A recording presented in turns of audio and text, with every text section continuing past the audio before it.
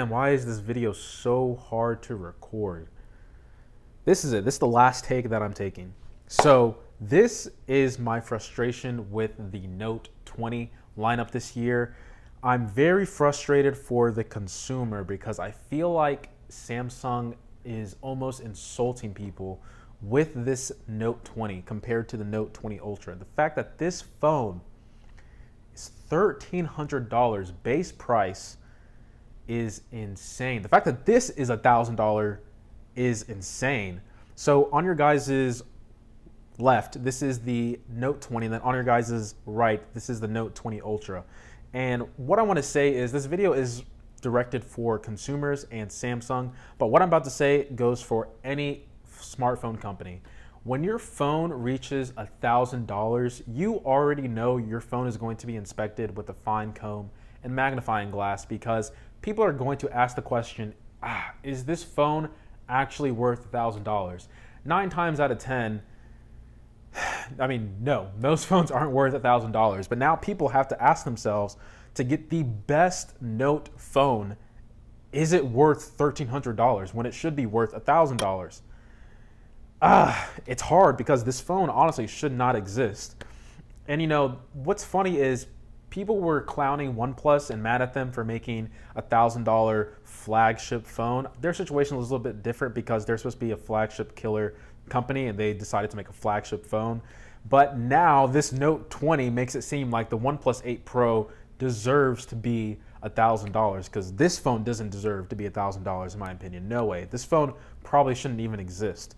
So I also want to go out by saying that I'm speaking from the perspective of, I guess, someone that's in the Apple ecosystem, but I'm slowly crawling out day by day. So please correct me if I'm wrong for what I'm about to say.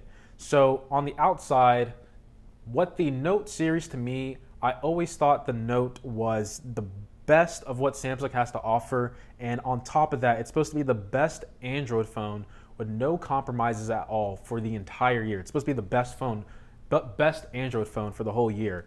And it's supposed to be like a tier above the S series. Everything you love about the S, it's supposed to be bigger, more refined, and included in that, you also get a pen. Now, whether you use the pen or not, the Note is supposed to be a better phone overall compared to the S series. And I feel as though this Note 20 doesn't feel like it's better than the S series. So what I want to talk about in this video is the back, the display, the specs, and the price. I don't want to spend too much time on the back. People wanted glass. To me, I don't really care. I would prefer some type of higher grade aluminum, but the fact that you have to, I guess, debate about the back is kind of a joke to me. But the fact that you have glass on the Ultra and then plastic or reinforced polycarbonate on, I guess, the lower end model, you shouldn't have to make a compromise in the Note series. It's supposed to be the luxury. It's supposed to be the highest end Android device that you have to create. So if you think reinforced polycarbonate is the best material that you can use, put it on your Ultra. Otherwise, don't make the Ultra the exception. Now next, man, I gotta roll up my sleeves for this video. Next, I want to talk about the display. And the display was one of the biggest talking points of the entire event. And you have so much to compromise on when you go with the regular S20. And it's $1,000. So first off, let's talk about the glass. The Gorilla Glass Victus. The new amazing Gorilla Glass. So it's on the Ultra.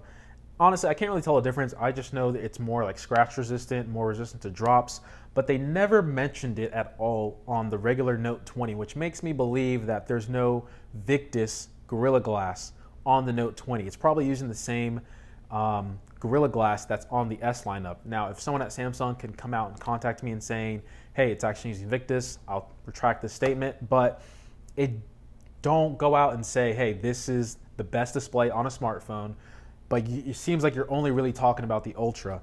And the other problem I had throughout the entire event, it seemed like they were always talking about how amazing the Note is, but it was really just amazing on the Ultra, not the 20, not the regular Note. So next I want to talk about the resolution and the refresh rate. And now this is where I have to say, I completely agree with the statement that when you double the pixels on a smartphone, specifically going to 1080p to 1440p Quad HD plus, is it really worth the extra CPU, GPU, and battery life for that extra sharpness? You know, people, you can go either way. I completely agree that I would take battery life over that. But what I want to say is you have the option on the Ultra, but you don't have that option on the regular Note 20. If you want to use the phone in 1080p 60 hertz, you can set it like that on the Ultra. But if you want to use it with Quad HD plus, you can. If you want to use it at 120 hertz, you can. You know, it's not like Samsung is letting us use the highest refresh rate and resolution anyway. But the fact that you don't have that option at all on the regular Note 20 is an insult. And the fact that they were, let me talk about this as well. The S Pen, they were saying once you go to 120 hertz, it's hard to go back. And it kind of seemed like they were jabbing at other smartphone companies that, hey, you're using 60 hertz, you need to come over and use 120 hertz on our Ultra. But you guys were comparing it to your own Note, the best of the best.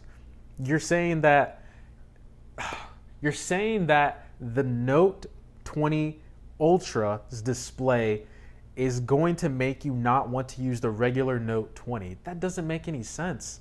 The Note 20 should have 120 hertz as well, because the pen, the S Pen, is part of the Note package, and you're supposed to get the best experience of the S Pen with the display. That's supposed to be the best. And when the display on the S20 is handicapped because you're giving us a worse display on purpose, you know, the S Pen is supposed to have that, you know, intelligent AI prediction tool, lower latency. You don't get that on the regular Note 20, and it doesn't make any sense to me. Why is there so much compromise with this display, and you're still making us pay $1,000 for it? And if you want us to get the actual Note experience, in my opinion, you have to pay $1,300. That's all I'll say on the display. Next up, I want to talk about specs. And you know me on this channel, if you've been here for a while, I don't really like to focus on specs. And if you also know, I'm in the US, so I have the Snapdragon 865 Plus in my versions. And you might be asking yourself, well, why do I care about my performance? I have the Snapdragon 865 Plus. Well, the thing is, right, because I always think about not only the US, but overseas and the market as a whole. It's not fair to market this as the best and most powerful Android device in your lineup, but you're still using your own chips that are objectively and have been proven to be worse than Snapdragon phones in your Note series. I can understand if you put it in, you know, your A series, maybe your S series, but if you are saying that these are the best phones overseas, everywhere globally, these phones deserve the Snapdragon. A consumer outside the US and other countries that get the Snapdragon shouldn't have to import or go through loopholes in order to get the real, more powerful Note phone. Like, it just doesn't make any sense. So I watched a video on the Tech Chap, and I signed a petition that Samsung needs to, in my opinion, I agree with what he says. The Exynos should be not released until it's on par with the Snapdragon. Until then, don't put it in devices. I can understand that you're making your own chips, you're trying to be like Apple, but until you get that performance and battery life comparable to the Snapdragon, it should not be in your highest end model phones, period. Now, another thing I want to talk about is the expandable storage. And dude, this part is funny to me. You're saying that this phone is all about work and play. Let's talk about the work aspect, because mobile games are getting big, but work. Shout out to Rihanna. But the fact that this doesn't have expandable storage and the Ultra does. And you know what I did? I took out the SIM card tray in the regular Note 20 and I tried to swap it with the Note 20 Ultra. Fun fact, the SIM card tray is actually bigger, so it actually doesn't fit in here. And if you want to look at the SIM card tray in the Note 20, you can see that it's actually blocked off. So I'm curious enough if I were to, you know, puncture that and take that part out and put in an SD card if it would work. But What's funny is when I was trying to transfer my iPhone to the Android, it was saying, hey, you might want to insert a SD card slot if you want to do transfer. Well, guess what, Samsung? Don't show me that screen if I don't have the option to insert an SD card. It doesn't make any sense. But regardless, it should be in your Note series because it's supposed to be a no compromise phone. That's all I'll say on specs. Let's get into price, right? Let's get into price. I got to think hard about this one because now it's raining. Now, can this get any worse? Price. And let's talk about Samsung's lineup. It's $1,000 starting off, and it's a Note series phone. The best, and it's not the best. That's my problem with it. And like I said in my unboxing video, like this phone should not be worth $700. Or excuse me, this phone should not be worth $1,000. It should be worth like $700, maybe $800. But people are saying $500. You might want to pull the reins back on that one. That one might be a little bit too harsh. This phone is probably worth like $700, and I would say that this phone, the Ultra, should be starting at $1,000. Also, the RAMs are different as well in terms of the specs. So what was I talking about? The lineup. Samsung's lineup is confusing me. It's confusing me, and I feel like if it's confusing me, it might be confusing the consumer. I'm confused just thinking about it.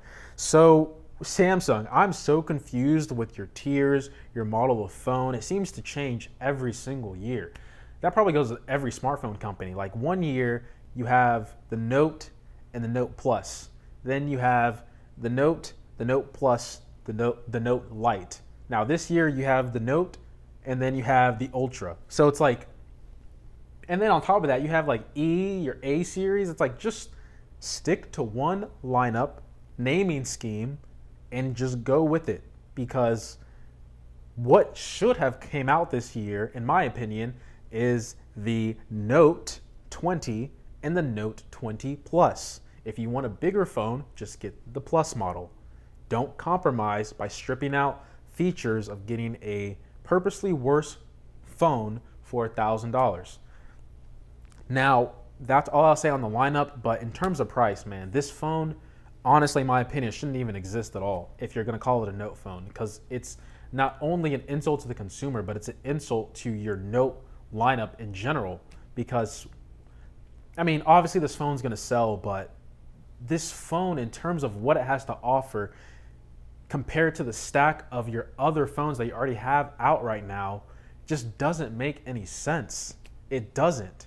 And, you know, like I said, in terms of the specs, the people overseas still have to pay for a worse performing phone just because. Like, if you're going to put the Exynos chip inside your phone, drop the price down. I know it's cheaper to probably develop your own chips and put it in your phone than outsource it to Snapdragon or let it be supplied by Snapdragon. It just doesn't make any sense. So that's my frustration with the Note 20. I want to also say that despite everything I've said in this video, this is still a good phone. It just doesn't fit inside the Note series. It just doesn't. This should be the only Note that has come out. Oh my goodness. Almost did a Linus Tech Tips. This should be the only Note phone that has come out this year with a Plus variant. And then maybe 6 months down the line, you have a Lite version, which is a cheaper, smaller alternative. But this phone right here, the regular Note 20, makes absolutely no sense to me if I'm a Samsung user, Samsung customer or fan. It just doesn't. Like I said before, $1,000 phones, you're getting critiqued with a comb, a fine comb. Look, now I'm getting notifications. Now, that's pretty much all I want to say about this frustration I've had with the Note series, Note 20 especially. I'm still going to do my full review on it, but I just wanted to give you guys my frustration that I have with Samsung and this Note 20 launch. But hopefully you guys did enjoy this video. I'm losing my voice. Hopefully you guys did enjoy this video. Please make sure to leave a like or dislike if you want to give me back feedback. Leave a opinion or your comments down below in the comments. I'll be happy to chat with you guys. And as always, guys, much love. Peace. Where are we? LA? I wish I could be there. Let me show you guys. Look, connect to charger. I'm the one that needs a charger. I'm about to go take a nap, man. I'm so exhausted from making this video.